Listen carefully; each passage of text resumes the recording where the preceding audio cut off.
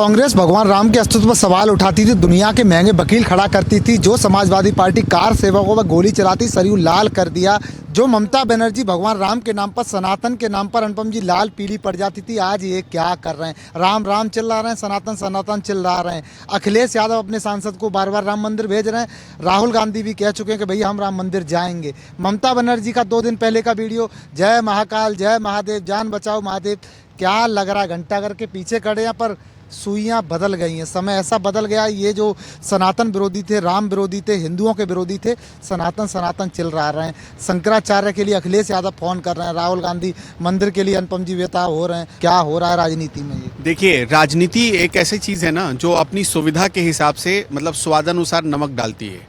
अखिलेश यादव के ऊपर आते हैं क्योंकि हम उत्तर प्रदेश में खड़े हैं, तो सबसे पहले उनकी बात करते हैं। ये वही अखिलेश यादव जो जिस शंकराचार्य के लिए आज उनका कलेजा फटा जा रहा है, उसी शंकराचार्य पर लाठी चलवा रहे थे। याद है आपको? पुल्ला रोड पर 2015 में वाराणसी वो जगह थी जहां लाठी चलाई गई। और शंकराचार्य, आपने प्रयागराज में एक तस्वीर देखी होगी, लाठी चार्ज की तस्वीर। मुझे बता दीजिए एक लाठी जो शंकराचार्य को छू रही हो, ऐसी कोई तस्वीर देखी आपने? क्योंकि शंकराचार्य पर डायरेक्ट कोई लाठी नहीं चली। अब दूसरी तस्वीर आपको दिखाते हैं। साल 2015 वाराणसी, सिर्फ शिष्य नहीं पीटे गए, जो अभी शंकराचार्य उस वक्त नहीं थे, उस वक्त अविमुक्तेश्वरानंद पर लाठी चली। लाठियों की वो चटक आवाज, उससे वो दर्द महसूस होता है।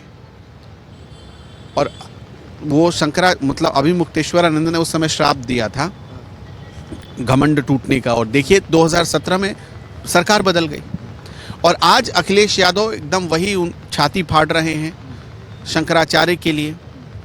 मैं एक सवाल पूछना चाहता हूं आपसे या हर किसी से, क्या शंकराचार्य को अखिलेश यादव या जो उनकी डिमांड है उसके साथ अखिलेश यादव कभी खड़े होंगे? जो शंकराचार्य ये डिमांड कर रहे हैं कि गौ हत्या पर प्रतिबंध लग जाना चाहिए, क्या अखिलेश यादव खुलकर ये कहेंगे कि गौ हत्या पर प्रतिबंध लगा दो? कभी कह पाएंगे? उनको जिस दिन उन्होंने कह दिया, उनका वोट बैंक फिसल जाएगा। अब मैं दूसरे सब्जेक्ट पर आता हूं। पहले उत्तर प्रदेश की बात कर लेते हैं। आपको पता है आज क्या हुआ है? जब हम ये वीडियो रिकॉर्ड कर रहे हैं उससे करीब 8 घंटे पहले क्या हुआ है? उत्तर प्रदेश कांग्रेस के अध्यक्ष हैं अजय राय, उनकी हालत देख लीजिए। जो राहुल गांधी 2 साल हो गए राम मंदिर के दर्शन करने नहीं आए, आप उनको बहुत विरले ही किसी मंदिर में भगवान के दर्शन करने जाते हुए आपने देखा होगा। उस राहुल गांधी की हकीकत देखिए। उस राहुल गांधी का उत्तर प्रदेश का अध्यक्ष गाय पर हाथ रखकर सौगंध खाता है और अविमुक्तेश्वरानंद को कहता है, शंकराचार्य महाराज मैं सौगंध खा रहा हूं, 2027 के चुनावी मैनिफेस्टो में हम इस बात को सबसे ऊपर डालेंगे कि गौ हत्या पर पूर्ण प्रतिबंध होगा। पूर्ण प्रतिबंध का मतलब कि अगर कोई करता है उसके कानूनी सजा, मतलब उसे सख्त सजा मिलेगी। कोई प्रावधान अब तो योगी ने कर दिया, उससे पहले कोई प्रावधान था? चालाकी देखिए, योगी ने तो कर दिया है, आपको तो कुछ करना ही नहीं है। जो आप पता है, ये वही कांग्रेस है जो 1966 में करपात्री जी महाराज की अगुवाई में जब संतों का जत्था जा रहा था इंदिरा गांधी से मिलने के लिए। क्यों जा रहा था? क्योंकि इंदिरा गांधी ने वादा किया था कि सरकार में आएंगे तो गौ हत्या पर प्रतिबंध लगाएंगे। संतों ने सपोर्ट किया, सरकार बनी इंदिरा गांधी की। 1966 में जब वो जत्था जा रहा था, गोलियां चलवाई गई, सैकड़ों संत मारे गए, 30 संत मारे गए थे, करीब 30 संत अगर मैं सही हूं तो। गोलियां चली थी, लाठी चली थी। और आज उसी कांग्रेस का उत्तर प्रदेश का अध्यक्ष गाय पर हाथ रखकर सौगंध खा रहा है कि हमारी सरकार बना दीजिए, हम वादा करते हैं कि गौ हत्या पर प्रतिबंध लगा देंगे। स्थिति आप समझ गए? जरूरत, ये नमक है जो स्वादानुसार डाला जा रहा है। अब आते हैं ममता बनर्जी पर। उनको पता है जब वो राम के खिलाफ गई 2019 में, 2019 के लोकसभा चुनाव में जब राम के नाम से भड़क जाती थी, उनकी लोकसभा की सीटें पश्चिम बंगाल में कम हो गई। ठीक इसी तरह जब वो 2021 के विधानसभा चुनाव में राम के नाम से भड़कती थी, आपने देखा उनका परफॉर्मेंस, बीजेपी की सीटें बढ़ी। सरकार भले बीजेपी ना बनी हो, लेकिन उसका परफॉर्मेंस ऑल टाइम हाई रहा। स्ट्राइक रेट पहले से ज़्यादा अच्छा रहा। बीजेपी के कैडर्स कार्यकर्ताओं में ये उम्मीद बढ़ी कि हम मेहनत करेंगे, हम सरकार में आएंगे, आज नहीं 10 साल बाद आएंगे। इसीलिए ममता बनर्जी को इस बात का एहसास हो गया कि भाई इससे हटेंगे तो समझो सत्ता हाथ से खिसक जाएगी। तो बेसिकली ये जो जज्बात उमड़ रहे हैं उसी का है। अब इस तीसरी बात समझिए, कांग्रेस ने ये तय किया है कि वो अपने प्रतिनिधिमंडल को राम मंदिर के दर्शन के लिए भेजेगा, और इस बात की भी चर्चा है कि राहुल और प्रियंका दोनों एक साथ राम मंदिर के दर्शन के लिए आ सकते हैं। आप बताइए इसकी ज़रूरत क्यों पड़ी? आप कहते हैं कि आप जनेऊधारी ब्राह्मण हैं, ठीक, कांग्रेस दावा करती है कि राहुल गांधी जनेऊधारी ब्राह्मण हैं, और आप सावन में जाकर लालू यादव के यहाँ मटन खाते हैं।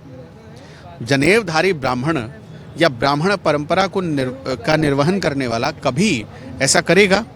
कभी नहीं करेगा। तो इन सब चीज़ों को के हिसाब से अगर आप सोचें देखें तो ये शुद्ध रूप से लगता है कि एक पॉलिटिकल स्टंट है जो पब्लिक को बेवकूफ़ समझकर किया जा रहा है।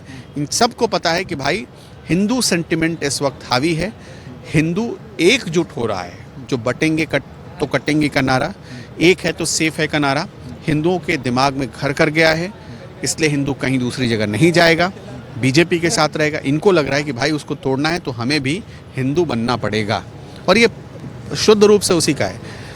आपको बता देते हैं इस देश के इतिहास में सबसे बड़ी छलिया पार्टी कांग्रेस रही, जो ना तो ठीक से हिंदुओं का हो पाई और ना ही ठीक से मुसलमानों का हो पाई। अनुपम जी, चलते चलते मेरा एक सवाल है, दर्शक पूछ रहे हैं और इस बात का अंदाज़ा भी लगा रहे हैं। बिहार चुनाव आपने बड़े करीब से देखा, कवर किया, उसके बाद बीएमसी चुनाव में भी आपने अहम भूमिका कवरेज में दी। अब लोग कह रहे हैं कि भाई जो हिंदू विरोध करेगा, जो पार्टी हिंदू विरोध करेगी, उसका अस्तित्व समाप्त हो जाएगा, खतरे में आ जाएगा। यही बिहार चुनाव में हुआ, हिंदू विरोध किया, सनातन का विरोध किया, खामियाजा भुगता। बीएमसी चुनाव में यही हुआ, हिंदू एक हो रहा है, मुसलमान वोट बट रहा है। कम आंक रहे हैं। उससे थोड़ा पहले जाइए, महाराष्ट्र विधानसभा चुनाव में हुआ, हरियाणा विधानसभा चुनाव में हुआ, ये दिल्ली विधानसभा चुनाव में हुआ, ये भी तो सब चुनाव थे। तो क्या ये डर नहीं, बेसिकली क्या है कि जिस हिंदू सेंटिमेंट को कैश बीजेपी ने किया वो दूसरी पार्टी कर ही नहीं पाई। वो दूसरी पार्टियों ने सोचा भी नहीं, उनको लगा कि भाई तुष्टीकरण की राजनीति में ही अपना फ्यूचर है, और वहाँ पर जहाँ तुष्टीकरण की राजनीति हावी होती है, डेवलपमेंट की राजनीति वहाँ पर पीछे हट जाती है। वहाँ पर डेवलपमेंट की बात कोई नहीं करता, विकास की बात नहीं होती है। आप पश्चिम बंगाल में देखिए, पूरा जो है एक नेक्सस बन गया।